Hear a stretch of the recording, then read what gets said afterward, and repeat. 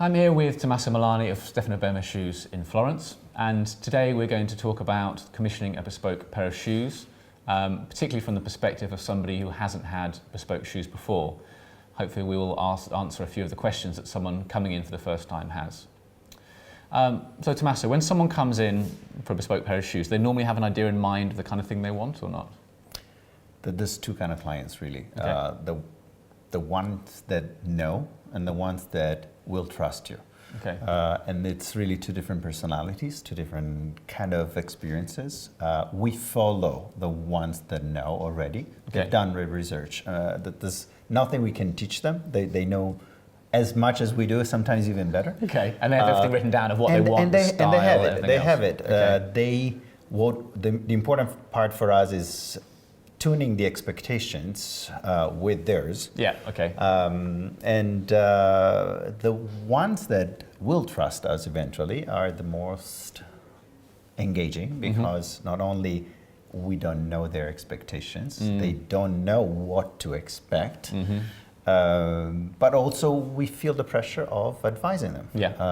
So they some come ways. in wanting to be led by you. Yes. But then you've got to work out exactly actually what they want, the kind of thing they would be looking for to make sure you actually lead them in the right direction. So there's a lot of exploring in understanding their comfort zone, what they have bought before, what they have experienced, what they have in their wardrobe, what's the picture that they place themselves in when they envision themselves wearing the shoes that they're ordering. Okay, yeah, so that's a good point about the picture. So develop that. How does that picture help you It's a good pitch that I give to a client. Like Okay. normally he goes and like, oh, I want a pair of casual shoes. And like normally I ask, like, if you could take a picture of yourself wearing that shoes, what are you wearing? Where are you? What's the occasion? Okay. Who are you with? It helps me understanding the circumstances and the use and also suggesting what I think in my taste is appropriate for that. So that picture for that could be somebody in a shirt and shorts and loafers in Miami, or it could be somebody actually still wearing loafers but actually in a suit at the office or something. Absolutely. And it's very different. Best idea to give the idea. Black loafers could be, especially in New York, could be definitely a pair of dress shoes for work. Yeah. If you're not in New York, it's not a dress shoes for your work. Brown loafers, you can't wear them to work. So even when they say something that it tends to a specific style, I still need to understand better. What are the kind of common mistakes that people make that kind of reveal themselves very early in that kind of process? Well, the ones that do not know normally don't even know about quality either. Okay. So they say flexible as a synonymous of quality, and that's already. But it helps me understand what they expect from the shoes and what I should be disclosing of the experience they're about to start. So if they say flexible, they probably mean comfort, and you've got to say it will be comfortable, but not necessarily immediately. Absolutely. Or, The concept of breaking in for most of them is obscure. And I had this conversation very recently with a very good client that now it's super loyal, but the first day he wouldn't even wear them because they were stiff. And so it's understanding what they know is key to a beneficial relationship, and setting their expectations right away instead of fixing it after. Yeah. Okay. Plus, you need to understand that they come here, especially if they come to Florence. Yeah. Most of the time, they come here wearing sneakers and shorts and a t-shirt because they are on vacation. So imagine them in a different situation. For me, I need to place them somewhere where they were wearing our shoes instead. So most of the time, I really need to get to know the people. Yeah. And then how do you get from that stage to then talking about individual styles? How do you get them down to the stage of language of Oxfords and Derbys and so on? Well, obviously they know some. They can discern a loafer from a monk. Okay. That's obvious. Then I walk around. I mean, me or whoever, we really walk around with the purpose of understanding what catches their attention, what they don't like, what they find attractive in one shoe and not in another one. Okay. And on purpose, we have seeded perhaps the same patterns throughout the workshop, but in different leathers, with different stitching, with different accents, to understand, oh, I like this double monk, but they didn't like the one before. So they understand. It helps us guide them through a specific combination of last, pattern, sole, Yeah, 'cause those two double leather, monks. collar, Yeah. exactly. Yeah. So it helps us tune up to their song. So yeah, so those, like for example, those two double monks, and maybe that one was actually a more elongated last, the other one was sort of slightly smaller and rounder, but they wouldn't put it in those terms. But if they can actually see it to you, then you Sometimes they mimic it. Like, I want it a little more like, you mean like elongated? Yes, elongated. And so we bring out the J last, which is our signature for elongated. Or, if I see that really conservative, then, forget about the J, then we switch towards the C as an inspiration. Because again, if you're looking for bespoke, they will end up eventually having their own shape made, but they need to tell us exactly what it looks like. Yeah. So that's the most difficult part. Yeah. On ready-to-wear, it's relatively easy because they'll try it on and they'll see if they like it, if they don't, and that's the shape period. On bespoke, we will make it, but unless I know and I understand exactly, then. Well, particularly for that first-time customer, right? Like in our example, this is someone who hasn't had that before. So trying to meet their expectations that you talked about at the beginning must be so difficult when they can't even imagine or see the shoe. When people come in, do they ask about what your house style is in terms of makes or toe shapes and things as well? Well, the presence of the ready-to-wear is a big advantage for us. Being totally representative of the house style, for us, it's the first strong in-your-face communication of what we want to represent. It also helped me guide towards it when I hear things that are kind of squeaking outside of or on the edge of what I think being elegant or appropriate. Because so someone might say they want something which is, I don't know, a bright orange crocodile or something, and you kind of go, I'm not sure that's necessarily in our house style. There's a few things to keep in mind. First, obviously, they're spending their own money, so they can do whatever they like, but at the same time, those shoes will carry our name on it. To the point that I had to say no a couple of times because it's not what we do. Yeah. I don't want to get there. But at the same time, I want them to get the most value for what they're buying. Having them order something that will look special but not too crazy, that will look made for you and not common. So I try to advise towards what the kind of balance and harmony that we try to deliver in a pair of shoes. Is it fair to say that you describe, if there is a house style like that it's slightly English influenced and it's not too pointy and extravagant like the French? Totally. I think shoemaking has an accent. Where you go, you find the accent of the region. And I want to say in Italy, like if you go east, for instance, in the Marche, they have a different accent. They love like heavier stitching. They love the Norwegian stitching that we barely use. They use patin in a heavier way than us. They normally the spring of the toe is higher, so it's and it's an accent. It's a pair of shoes, but it's an accent. And you go north towards Milano, and it's black shoes, or like it's a little more conservative. You go to France, and they get more elongated, a little pointy. Ours, I would say, probably been inspired more than from English tradition. And there must be quite a lot of options in terms of what the customer can have that they wouldn't even think about, like the height of the heel, or like maybe a single or a double sole, or rubber on the sole, or whatever, that kind of thing. Is it you just kind of run through all of those things with customers, or just take some of them as standard and don't even go into it sometimes? Correct. Unless I see that there's a specific like towards some of these elements. Okay. I don't even mention. Yeah. Keep it basic. Deliver something that it's easy for them to envision and that they will enjoy. Because the problem of having too many options is that you tend to overdo it. Yeah. You put little things here, little what things else there, can and I it becomes do? too much. And it's not about that. It's not that. It's not the adding stuff that will make it special and bespoke. Yeah. It is the bespoke experience that's special on its own. Yeah. And is there anything else we haven't talked about there, like in terms of the sole options, the heel, I guess the lining of the shoe lining, as well? or even the pattern. I mean, some of the clients on the bespoke will come with an idea for the pattern, and that's the fun part. Okay. And it's been quite inspiring over the last God, already 6 years. Most of the designs that we ended up adding to the ready-to-wear collection came from inspirations given by clients on the Bespoke. It's like having a full-time design team in place, because they come with an idea and they tweak our designs, and some of them are kind of cool. Yeah. How about things? A big part of it is selecting the leather, right? But I guess maybe with the suit, some people might have thought, I really like checks, or I really like particular types of suit. With the shoe, they probably never thought about grains and nubucks or anything else. Is that really just when you see the leathers in front of you, they get a sense of what they like? With the leathers, there's a little more complication. First complication, the leather, we show it before waxing. So obviously the waxing and polishing and shine process will eventually change the look of the leather. And it's also because we don't do it evenly throughout the shoe, but we tend to highlight the toe and the heel.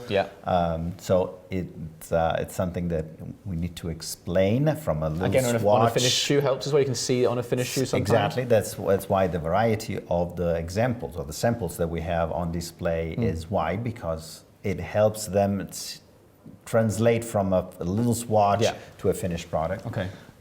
The features of each leather, the flexibility, the breathability, and the grain, how well it will hold a crease rather than how well it shines.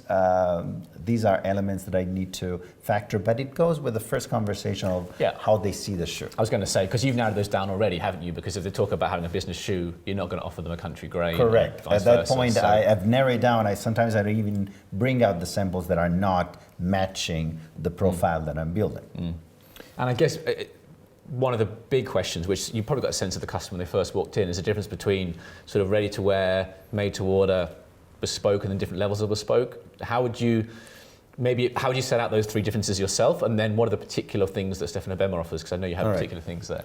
Okay, well that's really specific to us. When we started, when I took over 6 years ago, the idea of the ready-to-wear was to make a shoe that, if it fits, is the quality of a bespoke.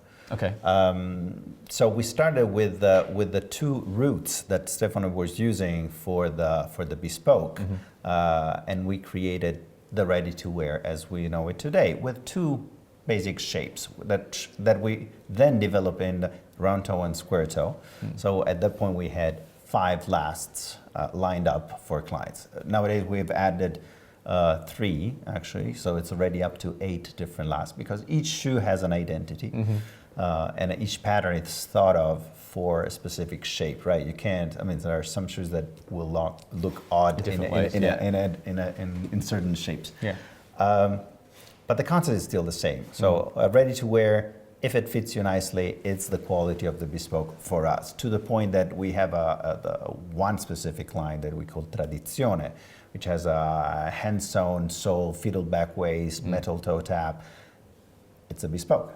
So the normal ready-to-wear you have is made with the same materials as bespoke, but not all the same hand materials. Sewing, it's hand-lasted, hand-welted, but then the sole is stitched with the door machine on the welt. But then that on the Tradizione, it's hand-sewn. So no difference. It is a bespoke, meaning it's made on a size, but it's a bespoke by all means. And then you've got the ready-to-wear. Is there sort of then there's a made-to-order option where you can have the ready-to-wear in any specified in any way you like, with or without the option of the fiddleback hand sewn. And then we have 2 bespoke lines, one with the fiddleback and one without the fiddleback. And the fiddleback is the narrowing of the waist through the middle of the thing as well.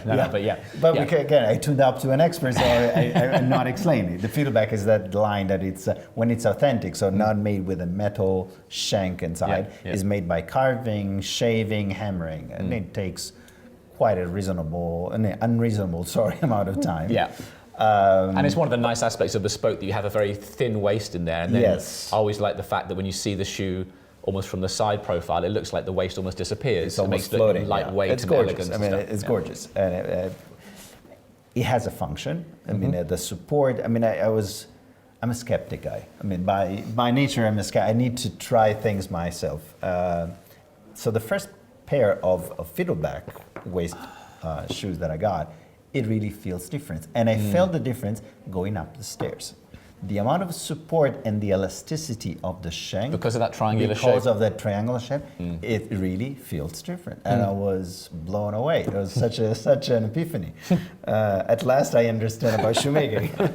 and there's the two bespoke levels you said. That is the bespoke. Yeah. If you want the fiddleback, then you have to go all the way to the sixpence bespoke. Yeah. So bespoke is always, sorry to interrupt, but the bespoke is really defined by making the bespoke last. Right? And so pattern, last because for again, you by and the the pattern time for we you. have a one specific, one of a kind last, we need to re-engineer and redesign the patterns to fit on that last. So the ones below a bespoke are being done on a normal standard last rather than making a last for you. And the last for you and that pattern for you is what makes that also the kind of fit aspect. Absolutely. So we address the fit, we address the posture, we address your concept of comfort, because you might want to be grabbed and contained and supported heavily, or you want your toes to be a little loose.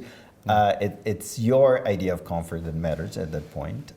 On that last, we start with a pattern that I suggest as a template, but then we have to make it specific to the last. And that's why bespoke is so much more expensive, because there's a lot of preparation done, not just in the making of the last, but in making the pattern fit on the last and the fitting that's necessary before we can complete the shoe. So I want to say, like, there's half of the time spent to make a pair of bespoke shoes is preparation, and then half is making. If I didn't have that, it would be all ready to wear. And so there's two bespoke levels, the sixpence and the blue bespoke. And the blue bespoke, correct. One's with a fiddleback and one's without. Correct. Fantastic. Okay. And then I guess, so you've gone through all this with the customer. They've laid out what they wanted. You've got feel you have confidence in the fact you understand exactly what they want. And then you move on to, guess, measuring of their feet. Correct. And is there anything, when a customer's being measured, do they have to do anything or think about anything, or they're just basically using their body to stand there? They don't have to do anything? Part of the conversation that we had before was understanding the lifestyle, where you live, where you're going to use it. One of the questions that I specifically ask is, how often do you travel? Because me personally, if I'm on a long haul flight every other week, and by the time I get to destination, my loafers would not fit me. So I need to understand if you envision yourself wearing those on a flight, or like me, you wear sneakers instead. It's things that I need to know, because again, I want you to be happier than you expected. So that I want to over deliver. Should the customer mention, like, sort of areas of pain they sometimes have? Absolutely. Like on a ready-to-wear shoe, I always have this problem or that problem. Absolutely. And then we need to, once we know all of it, then we need to make it look beautiful, which is another challenge. Like, I have a little bunion, I have things that obviously we need to address, because otherwise you're not going to wear it. But if I make an ugly shoe that has a big bump and just accommodate the bunion, you're not going to like them. So we kind of, try to balance all the aspects, and the overall. We both need to be happy with the overall result. So for example, I know that I always get particular pain on the outside of my little toe, but it's not always obvious. I'm told from the shape of my foot, you wouldn't necessarily accommodate that. But if you don't realise the sensitivity, it bothers you, but there's no reason why.